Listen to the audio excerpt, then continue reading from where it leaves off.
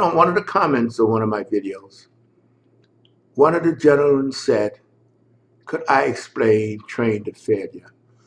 Oh, it broke my heart. You know, there's so many bodybuilders that never go anywhere because they listen to this shit. These people are talking. They have no idea how the body works and why. Train to failure. First of all, I don't know what the hell they're talking about, to be honest with you. And if they're talking about training and you just can't train anymore, it's insane. It is counterproductive. And they're shooting this juice stuff to you guys. Reduce the recovery is incredible. But of course, you pay for it, my friends. You pay dearly. You're not going to hang around long. You're going to come apart. Your joints going to go on you. You're not designed. Training is an abuse. It's building. That's why I haven't talked to my friend Jim Arrington in so long. When I talked to him, he said he is old. He's winning contests. Never took juice. Don't even know what it means. He knows of it, but he was interested in health.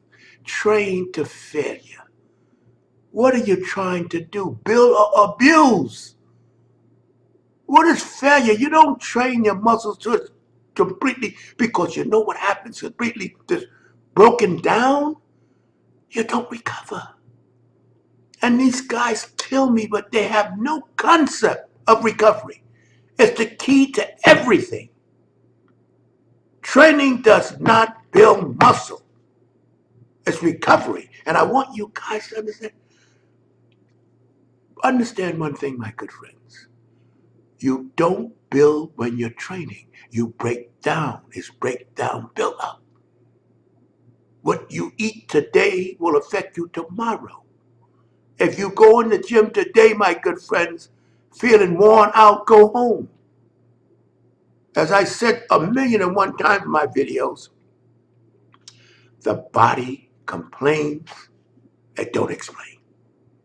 Please jump this train of failure stuff. It's crazy. What are you trying? And then I want you to know something, my good friends. What are you trying to do?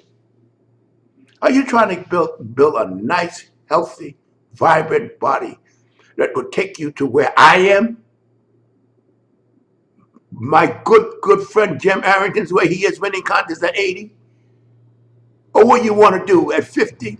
Every joint in your body is killing you. Your heart's gone, everything because you destroy. Let me tell you something. You have a finite amount of energy. You're either going to build it up or break it down.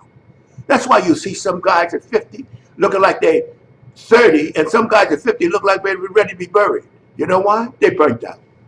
They're not burnt out just from training. Guys, you can burn out from drinking whiskey and eating bad food. But the point is, when we train, my good friends, we train to build ourselves, not to destroy ourselves.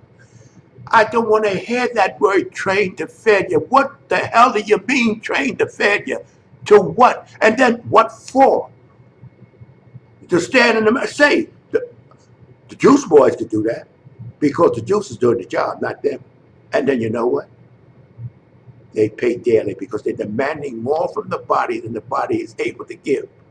So what happens? Their joints go. I have a lot of good bodybuilding friends that need replacements, hip replacements, elbow, rotator cuffs, because they're training harder than their joints can handle, lifting heavier weights than their joints can handle.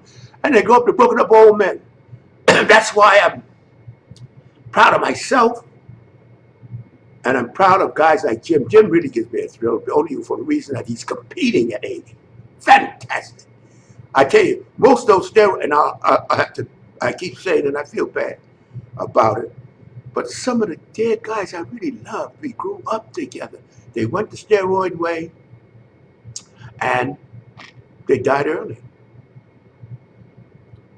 Bypass operations on the heart is prevalent among the steroid boys. That's prevalent.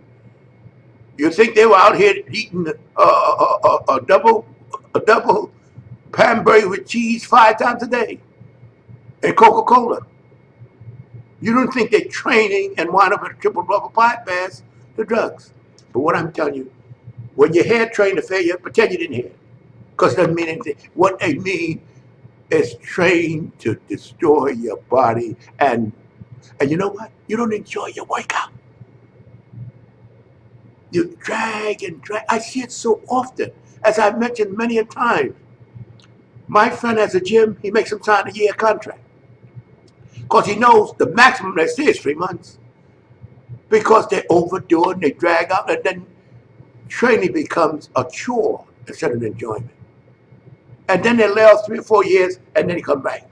I hadn't trained in 3 years. I'm gonna start up again because it was so traumatized. We train our entire lives. Now, even though I'm not training nowhere like Jim, but I do something, and I still have some vitality. Now, I go out there and drop dead right tomorrow. But hey, I had my run because there's no round trip on life. And when you get to you want to be able to look back and say, man, I lived a good life. I took care of myself. And now I got something in the tank. I'm not on E. And if you burn yourself out, let me tell you, do what you want. It's all in your head. But when you had trained to failure, pretend you didn't hear it because it doesn't make sense. You're not there to fail. You're there to build.